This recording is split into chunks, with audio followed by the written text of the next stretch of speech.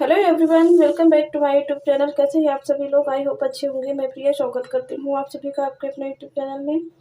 आज मैं फिर से बात करने जा रही हूँ जो सीटेट जुलाई में एसएसटी के 60 क्वेश्चन पूछे जाने हैं उनके बारे में। तो ये जो क्वेश्चन पूछे जाते हैं ये कक्षा 6 से लेकर 8 तक के एनसीईआरटी से बनते हैं, जिसमें से हिस्ट्री, पॉलिटी, ज्योग्राफी पढ़नी रहती है तीनों क्लास की। वहीं से क्वेश्चन पूछे जाते हैं, वहीं से मिलेंगे आप लोगों को। आप लोगों को ये तीनों क्लास की थ्योरी को अच्छी तरीके से पढ़ लेना है और साथ में नोट्स बनाते रहिए। मैं जो इम्पोर्टेंट होता है मैं बताते रहती हूँ, आप लोग उसको नोट कर दीजिए। आज इकाई 3 है। ये जो लेसन है सिक्स क्लास की पॉलिटी का जो चौथा लेसन है। इससे पहली वाली वीडियो मैंने ऑलरेडी 6 क्लास के 3 लेसन पॉलिटी के करवा दिए हैं और इतिहास पूरा का पूरा कंप्लीट करवा दिया। आई होप आप लोगों ने देखा होगा और साथ में नोट्स बना लीजिए। देखते हैं स्थानीय सरकार और प्रशासन क्या होता है। जैसे इससे पहली वाली वीडियो मैंने आप लोगों ने पढ़ा था कि जो प्रशासन है वो जो राज्य है, सरकारें वो 3 स्तर पे पाई जाती हैं। जैसे एक स्थानीय स्तर की सरकार, एक राज्य स्तर की सरकार, एक राष्ट्रीय स्तर की सरकार। तो इस लेसन में स्थानीय सरकार के बारे में बताया गया है, जो ग्रामीण लेवल पे जो सरकार बनती है उसके बारे में। अध्याय 4 है, लेसन का नाम है पंचायती राज। लोग जब अपना प्रतिनिधि चुन लेते हैं तो उसके बाद क्या होता है? ग्रामीण क्षेत्र में चुने गए प्रतिनिधियों द्वारा निर्णय कैसे लिए जाते हैं। यहाँ हम ग्राम सभा को देखेंगे, जिसमें से लोग प्रत्यक्ष रूप से भाग लेते हैं और अपने प्रतिनिधियों से जवाब मांगते हैं। यहाँ पे एक गांव का एग्जाम्पल दिया गया, हरदासपुर गांव का। इतना इम्पोर्टेंट नहीं है, स्टोरी के जैसे लिखा हुआ है। और इसमें जो बॉक्स में ये लिखा हुआ है ये वेरी इंपॉर्टेंट है, इसी को नोट कर लीजिए, यही से क्वेश्चन बनेंगे। जैसे कि ग्राम सभा है जो वो क्या होती है। तो ग्राम सभा एक पंचायत के क्षेत्र में रहने वाले सभी वयस्कों की सभा होती है। हो सकता है कि उसमें सिर्फ एक गांव हो या इससे ज़्यादा। जैसा कि इस उदाहरण में दिया गया है कि कई राज्यों में हर गांव की ग्राम सभा बैठक की अलग होती है। कोई भी व्यक्ति जिसकी उम्र 18 वर्ष या उससे ज़्यादा हो, जिसे वोट देने का अधिकार प्राप्त हो और जिसका नाम गांव की मतदाता सूची में हो, वह ग्राम सभा का सदस्य होता है। नोट कर लीजिए, यहाँ से क्वेश्चन बना है, इम्पोर्टेंट है। ये सब स्टोरी जैसे दी गई है, जैसे कि हरदासपुर ग्राम पंचायत में मीटिंग बुलाई गई थी, उसी में चर्चा हो रही है कि कौन से काम पहले करने, कौन से बाद में, कैसे करना है, ये सब बताया गया। इतना इम्पोर्टेंट नहीं है, ये वाला इम्पोर्टेंट है, इसको नोट करते रहना आप लोग। जैसे कि आगे है, एक ग्राम पंचायत कई वार्डों यानी छोटे छोटे क्षेत्रों में बटी होती है। प्रत्येक वार्ड अपना एक प्रतिनिधि चुनता है, जो वार्ड पंच के नाम से जाना जाता है। इसके साथ पंचायत क्षेत्र के लोग मिलकर सरपंच को चुनते हैं, जो ग्राम पंचायत का मुखिया होता है। वार्ड पंच और सरपंच मिलकर ग्राम पंचायत का गठन 5 साल के लिए करते हैं। मोस्ट इम्पोर्टेंट, नोट करिए, कई क्वेश्चन बने हैं यहाँ से।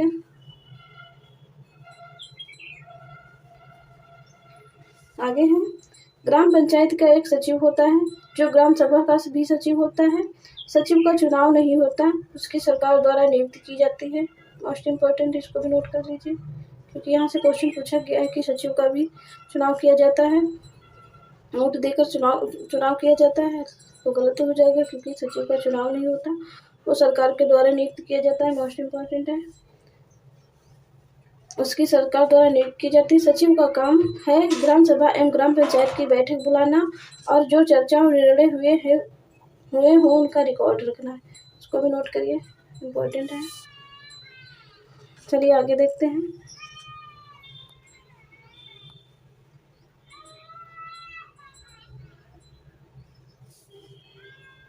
आगे, ग्राम पंचायत पूरे गांव के हित में निष्पक्ष रूप से काम कर सके, इसमें ग्राम सभा की महत्वपूर्ण भूमिका होती है। ग्राम सभा की बैठक में ग्राम पंचायत अपनी योजनाएं लोगों को सामने रखती है। ग्राम सभा पंचायत को मनमाने ढंग से काम करने से रोक सकती है। साथ ही पैसों का दुरुपयोग एवं कोई गलत काम न हो, इसकी निगरानी भी करती है। इस तरह से ग्राम सभा चुने हुए प्रतिनिधियों पर नजर रखने और लोगों के प्रति उन्हें जिम्मेदार एवं जवाबदेह बनाने में बहुत ही महत्वपूर्ण भूमिका निभाती है। इसको भी नोट कर लेना।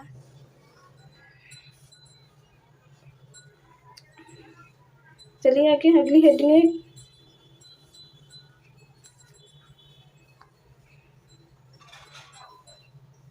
ग्राम पंचायत। क्या होती है ग्राम पंचायत? ग्राम पंचायत की नियमित रूप से बैठक होती है। उसका मुख्य काम उसके क्षेत्र में आने वाले गाँव में विकास कार्यक्रम लागू करवाना होता है। जैसा कि आपने देखा है, ग्राम सभा ही ग्राम पंचायत के कार्यों को स्वीकृत देती है, तभी पंचायत अपना काम कर पाती है।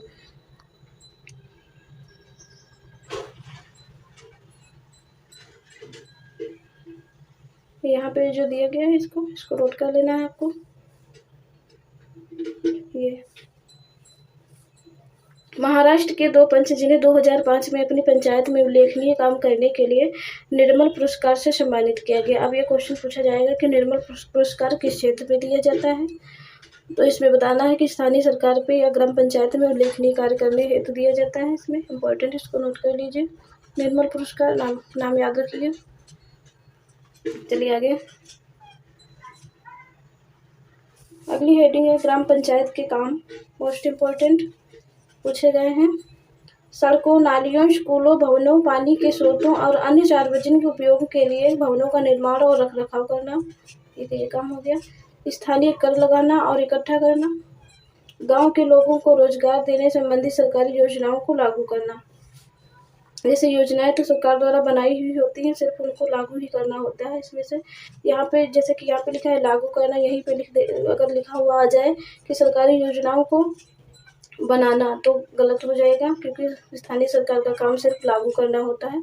योजनाओं का नई तरीके से वो निर्माण नहीं कर सकती है, इस पर ध्यान देना है। आगे है ग्राम पंचायत के आमदनी के स्रोत, मतलब ग्राम पंचायत जो इतने सारे कार्य करती है उसके लिए जो पैसा मिलता है वो कहाँ से आता है। तो चलिए देखते हैं, ये भी पूछा गया है, इसको भी नोट कर लेना, मोस्ट इम्पोर्टेंट। घरों एवं बाजारों पर लगाए जाने वाले कर से मिलने वाली राशि, कर से मिलती है जो घर और बाजार पर लगते हैं।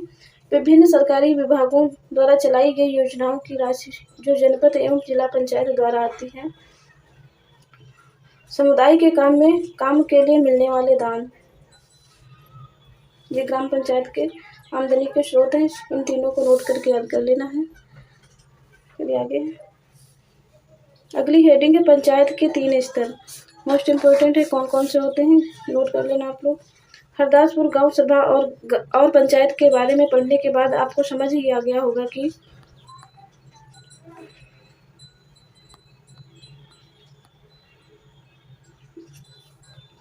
पंचायत राज व्यवस्था एक ऐसी प्रक्रिया है जिसके द्वारा लोग अपनी सरकार में भाग लेते हैं। ग्रामीण क्षेत्रों में ग्राम पंचायत लोकतांत्रिक सरकार का पहला स्तर है। ग्राम पंचायत पहला स्तर, जैसे कि ये हेडिंग थी, पंचायत के 3 स्तर कौन कौन से होते हैं, तो इसमें से पहला स्तर हो गया ग्राम पंचायत। ग्राम पंचायत ग्राम सभा के प्रति जवाबदेही होती है, क्योंकि ग्राम सभा के लोग ही उसको चुनते हैं, इसको नोट कर लेना। पंचायती राज व्यवस्था में लोगों की भागीदारी 2 स्तरों पर और होती है, जैसे कि एक स्तर हो गया ग्राम पंचायत,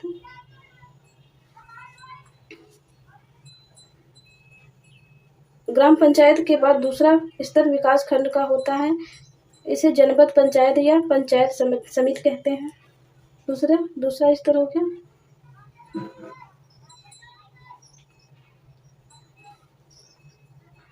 जनपद पंचायत या पंचायत समिति, इसको नोट कर लेना है। पहला स्तर ग्राम पंचायत, दूसरा जनपद पंचायत या पंचायत समिति। एक पंचायत समिति में कई ग्राम पंचायतें होती हैं। ग्राम पंचायत समिति के ऊपर जिला पंचायत या जिला परिषद आती है। तीसरा स्तर हो गया जिला परिषद या जिला पंचायत, नोट कर लेना यहाँ से, जिला पंचायत या जिला परिषद, 3 स्तर हो गया, मोस्ट इम्पोर्टेंट, इसको नोट कर लेना। यह तीसरा स्तर होता है। जिला परिषद एक जिले के स्तर पर विकास की योजनाएं बनाती हैं। पंचायत समिति की मदद जिला परिषद सभी पंचायतों में आवंटित राशि के वितरण की व्यवस्था करती है। इतना नोट कर लेना आप लोग। इसमें से पंचायत के जो 3 स्तर है उसको नोट कर लेना, जैसे एक ग्राम पंचायत हो गई, दूसरी पंचायत समिति या जनपद पंचायत, और तीसरी जिला पंचायत या जिला परिषद, इसको नोट कर लेना।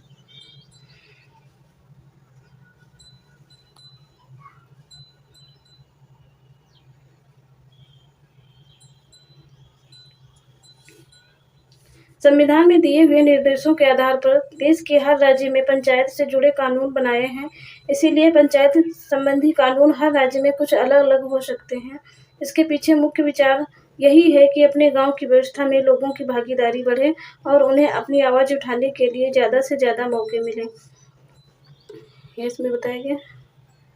तो चलिए यहाँ तक था, यहीं तक था ये लेसन। अब आगे समाप्त हो जाता है, ये फिर अभ्यास चालू हो जाती है। इसमें से ज़्यादा बड़ा लेसन नहीं था, बट इसमें से इम्पोर्टेंट है जो उसको मैंने बताया, इसको नोट कर लीजिए। इसमें जो बॉक्स में इधर उधर जो दिया रहता है वो मोस्ट इम्पोर्टेंट होता है, वहीं से क्वेश्चन ज़्यादा पूछे जाते हैं।